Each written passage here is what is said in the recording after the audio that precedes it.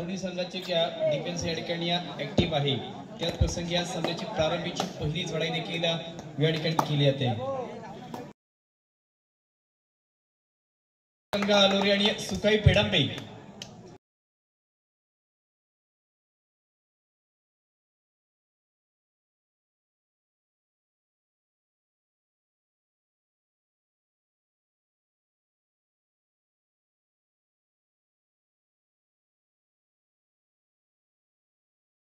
वजन करून घ्यायचं आहे। साई सेवा कोडमा आपण जर दाखल झाला असेल तर आपण याची नोंद करायची आहे।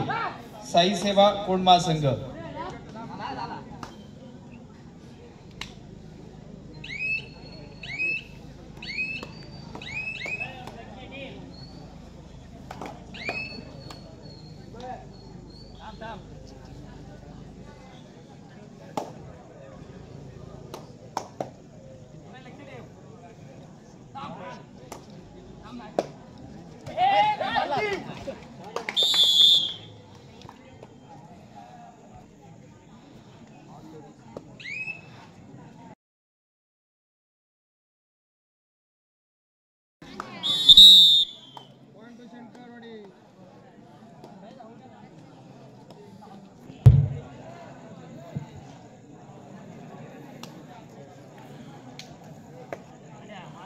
पेडांबे संघ आपण वजन करून घ्यायचं आहे। सुकाई पेडांबे, कारण याच्यानंतर आपला सामना आहे शिवगंगा अलोरे आणि सुकाई पेडांबे दोन्ही संघांकरिता हा महत्त्वाचा पहिला पुकार आहे।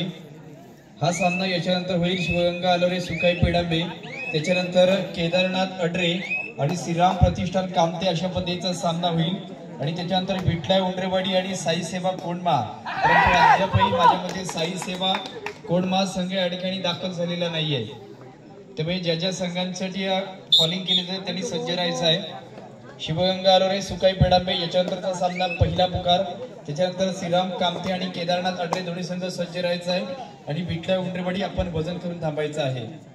परंतु आता पुन्हा एकदा या ठिकाणी सर्वांचं स्वागत असेल याच मानाच्या सन्मानाच्या स्पर्धेत। ज्या स्पर्धेत पाहिलं तर जय हनुमान कळंबस्ते वरचेवाडी यांच्या माध्यमातून या भव्य दिव्य चांगल्या विद्युत रोषणाईतल्या 65 किलो वैनिगट कबड्डी स्पर्धेचं उत्तम प्रकारे आयोजन आणि चांगल्या प्रकारचं नियोजन देखील या ठिकाणी आपण समक्ष पाहतोय। परंतु त्या नियोजनाचा भाग म्हणजे ही कबड्डी स्पर्धा या ठिकाणी आपण आहे आणि त्या कबड्डी स्पर्धेत पाहिलं तर आता दोन संघ अशा पद्धतीचे आहेत की ज्यांनी कीर्तिमान मिळवलेला आहे।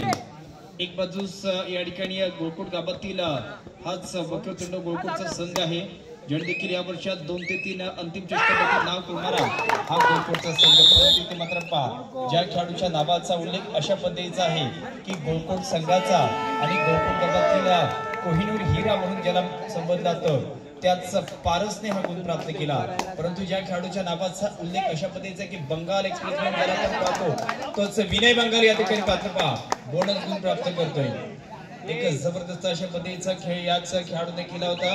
क्रीडा संघाच्या माहितीसाठी गत वर्षामध्ये देखील शंकरवाडी या ठिकाणी एक पाहिली तर एक मोठी स्पर्धा जिल्हास्तरीय स्पर्धा या ठिकाणी लीगची स्पर्धा झाली, ज्या स्पर्धेत असोसिएशन मान्यतेचे एक टॉप लेवलचे खेळाडू होते, परंतु त्या सर्व खेळाडूंना पराभूत करून संपूर्ण स्पर्धेतला सर्वोत्कृष्ट चढाईपटू या चषकावरती नाव कोरलं होतं तोच विनय बंगाल इन ऍक्शन आज देखील या ठिकाणी पाहतो, ज्याने त्या संपूर्ण स्पर्धेत माझ्या मते पाहिलं तर 40 ते 41 चढाईमधले गुण प्राप्त केले होते।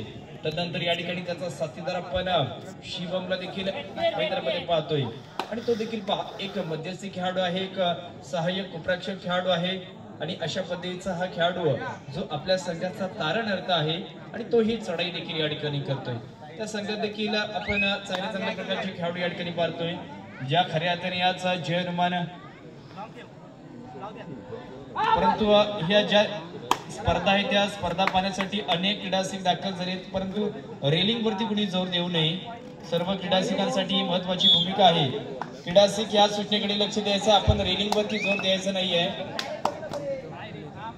प्रामुख्याने गोकुळ संघाच्या मागे काही क्रीडासिक मला पाहायला भेटत आहेत त्याला विनंती असेल थोडंसं कोऑपरेट करायचं. ही स्पर्धा फार महत्वाची आपल्याच गावातील आहे आणि आपल्याच विभागातील आहे. पहा लातेचा वापर केला जातोय आणि ज्या खेळाडूचा मी नावाचा उल्लेख केला होता एक्सप्रेस या नावाने ज्याला ओळखला जातो तोच विनय बंगाल एक्सप्रेस या ठिकाणी गुण प्राप्त करते 5 विरुद्ध 3. 5 गुण कोणाचे आहेत तर जय हनुमान शंकरवाडी संघाचे आहेत.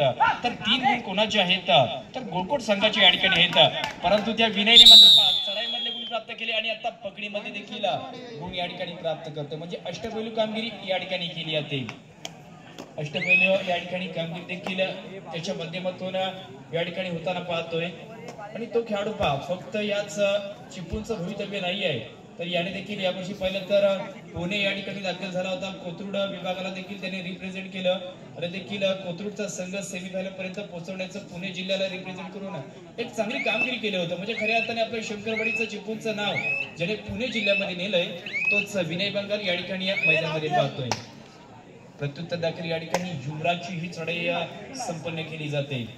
तर दोन्ही संघांना केला पाहिजे. पण या गोळकोट संघाबद्दल सांगायचं झालं तर ते गतवर्षी देखील याच मैदानावरती सेमीफायनल मध्ये दाखल झाले होते. ज्यांनी नुकतीच सिद्धार्थ क्रीडा मंडळ धामणीच्या स्पर्धेत मॅटवरील स्पर्धेत अंतिम चषकावरती नाव कोरलंय. अशा पद्धतीचा हाच गोळकोट गावातील वक्रतुंड क्रीडा मंडळ गोळकोटचा संघ आपण या ठिकाणी पाहतो. परंतु त्या संघाबद्दल सांगत असताना या ठिकाणी आपण दोन्ही संघातील खेळाडूंचा उल्लेख वारंवार करतोय कारण ज्याची कामगिरी उल्लेखनीय आहे. थर्ड रेड तिसरी चढाई आणि ती करण्याकरिता जम्पिंग जॅक अशा पद्धतीचा विनय बंगाल लातेचा वापर केला जातोय. ज्या खेळाडूबद्दल मी सांगितलं होतं त्याचा खेळ मात्र पहा जबरदस्त आहे आणि मस्त आणि जबरदस्त अशा पद्धतीचा बॅकिंगचा वापर केला जातोय. या रक्षक युवराज वेचावडीला मात्र मैदानाच्या बाहेर जायला गेलं. त्यानंतर आक्रमण करण्याकरिता तिसरी चढाई करण्याकरिता संतोष साळवी या ठिकाणी दाखल झालाय. संतोष देखील मैदानामध्ये आपण पाहतो परंतु त्याच्या संघातील काही खेळाडू बाहेर गेलेले असताना ही कामगिरी कोणाच्या माध्यमातून होते आणि शिवमने ही पकड केली. तर मध्यंतर झाले मध्यंतरांचे गुण 3 7 विरुद्ध 3 8 विरुद्ध 3 अशा पद्धतीचा सामना आहे पहिल्या डावाचा. एकंदरीतच 1 नव्हे 2 नव्हे 3 नव्हे 4 नव्हे तर 5 गुणांची चांगली आणि एक जबरदस्त अशा पद्धतीची आघाडी याच विनयच्या संघाकडे म्हणजेच जय हनुमान शंकरवाडी संघाकडे देखील पाहायला भेटते. परंतु त्याला रोखण्याकरिता आता सुपर डेकरची संधी असेल त्या ठिकाणी आपण पार्थिवला देखील पाहतोय. कुपराक्षक आपण गौतमला देखील पाहतोय आणि मध्यस्थी खेळाडू देखील या ठिकाणी आहे. परंतु हा 3चा समोर ट्रॅप या ठिकाणी केला जातोय. परंतु त्या ट्रॅप मधून कसं बाहेर पडायचं हे ज्याला माहित आहे तो विनय मात्र निरंतर अशा पद्धतीचे ह्या चढाया करतोय. वेळेचं या ठिकाणी अवलंब असतं परंतु आता वेळ काढून धोरण देखील मैदानामध्ये करून चालणार नाही. ते मात्र रिव्हर्स किकचा वापर झाला त्यानंतर याच विनयने मात्र इथे एकाकी झुंज दिली जाते. हा पकडी मधला गुण देखील या ठिकाणी प्राप्त होतोय. तदनंतर 9 विरुद्ध 3 आता 6 गुणांची या ठिकाणी आघाडी असेल आणि शेवटचे 2 खेळाडू गौतम कदम आणि माझ्या मते पार्थिव हरवडे अशा पद्धतीचे हे 2 खेळाडू असतील. आणि याच मैदानावरती हाच गोळकोटचा संघ या ठिकाणी गत वर्षात माझ्या मते त्या संघांची नावं घेतली जाणार नाही आहेत परंतु चांगल्या संघांना मात करून ते सेमीफायनल मध्ये दाखल झाले होते. आणि त्यांचा सेमीफायनलचा सामना माझ्या मते नक्कीच कामते संघाबरोबर झाला होता. काहीशा गुणांनी कामते संघ जिंकला आणि अंतिम फेरीमध्ये दाखल झाला होता. परंतु आता ही भूमिका याच्यावरती आहे ज्याने पहिल्या डावात चांगला खेळ केलाय, ज्याने पहिल्या डावात जास्तीत जास्त चढाई मधले गुण प्राप्त केले त्याच्यावरती दुसऱ्या डावातली ही एक महत्वाची चढाई दिली जाते. परंतु जम्पिंग जॅक अशा पद्धतीचा खेळाडू ज्याला हा पकड करण्याचा प्रयत्न इथे होणार गौतम आणि त्याचा साथीदार ही या ठिकाणी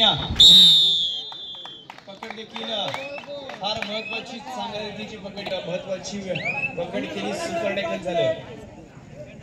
शेवटची 5 मिनिटे या ठिकाणी आहेत आणि 5 मिनिटांचा कालावधी शिल्लक असताना या ठिकाणी जय हनुमान शंकरवाडी 9 तर वक्रतुंड गोळकोट 5 विरुद्ध 9 अशा या ठिकाणी शेवटच्या 5 मिनिटांचा कालावधी शिल्लक आहे. प्रतिस्पर्धी संघात शेवटचे 3 खेळाडू या ठिकाणी आहेत. त्यांनी या ठिकाणी जबरदस्त कामगिरी करून एक सुपर डेकर केलंय. सामन्यामध्ये सुपर आगमन देखील त्यांचं झालेलं आहे. परंतु पुनरागमन या ठिकाणी करण्याकरिता आता शुभम पार्थिव आणि या ठिकाणी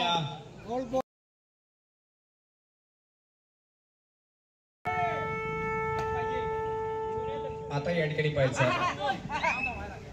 आता या ठिकाणी 4चा समूह आणि या ठिकाणी शुभम मात्र दाखल झालाय. त्या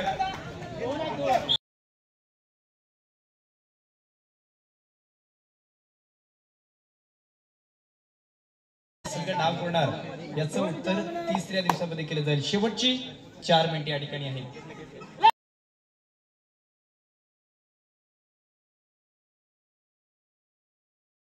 शेवटची 4 मिनिटे आहेत. 2ची आघाडी देखील आहे आणि याच्यानंतर शिवगंगा अलोरे सुकाई पेडांबे आपले खेळाडू घेऊन सज्ज राहायचं आहे. तुमच्याकरिता 3रा पुकार शिवगंगा अलोरे सुकाई क्रीडा मंडप पेडांबे संघ.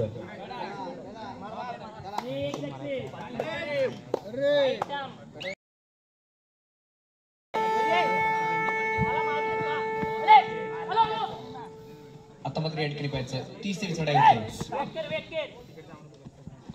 30री चढाई या ठिकाणी होत असताना ज्याला ही पकड केली जाते प्रेक्षकांकडे या ठिकाणी केले, ज्याला नक्कीच आपण सिद्धार्थ क्रीडा मंडळ दांडवणीच्या स्पर्धेतला एकंदरीतच बेस्ट कॅचर म्हणजे सर्वोत्तम पकडपट्टू चषकाने ज्याला गौरवलं होतं. तदनंतर त्या स्पर्धेतला सर्वोत्कृष्ट खेळाडू तो म्हणजेच पारस सरवडे. शेवटची 3 मिनिटे या ठिकाणी आहेत. Last 3 minute to go. येणारी 3 मिनिटं फार महत्वाची आहेत आणि त्या 3 मिनिटांमध्ये फक्त 1 गुणाची आघाडी शिल्लक राहिली. म्हणजे एकेकाळी ती आघाडी पहिली तर 6 गुणांची झाली होती.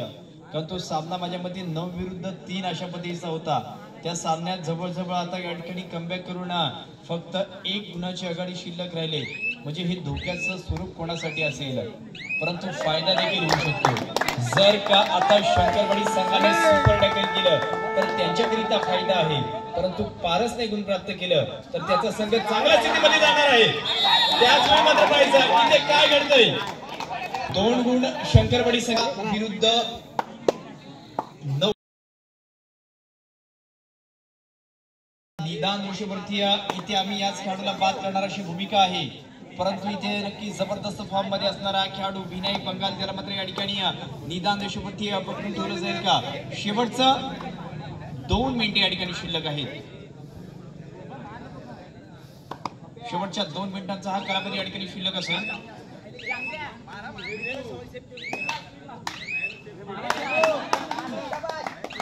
शेवटच्या असणाऱ्या 2 मिनिटांचा कालावधी शिल्लक आहे आणि 2 गुणाची आघाडी देखील या ठिकाणी मात्र पाहायला भेटते. त्यावेळी मात्र काय घडते नक्कीच पाहायचं आहे. कोपराचे खेळाडू रितेश बंगालने मात्र ही एक चांगल्या पद्धतीची पकड केली. महत्वाचा थंडे शंकरवाडी संघ.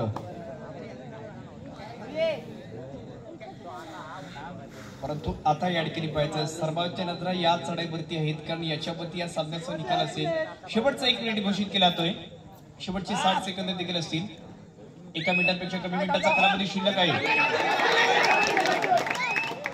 त्याचवेळी मात्र ही चढाई व्हॅलिड आहे, कारण कोपराक्ष गौतम लॉबीला परंतु हा पकडी मधला देखील गुण प्राप्त झालाय. आता जास्तीत जास्त गुणांनी या ठिकाणी जर पाहिलं तर शंकरवाडी संघ या ठिकाणी 6 गुणांनी आघाडीवरती आहे. जबरदस्त कामगिरी करून ज्या खेळाडूंचा उल्लेख केला होता की ज्याला एक्सप्रेस नावाने ओळखला जातो, तीच बंगाल एक्सप्रेस आज मैदानामध्ये एक अफलातून कामगिरी करून दाखवते. चालू सामना या ठिकाणी संपतोय आणि चालू सामन्यात सर्वांग सुंदर अशा पद्धतीचा विनयच्या संघाने खेळ केला आणि चालू सामन्यात जय हनुमान शंकरवाडी हा संघ या ठिकाणी विजय होतोय.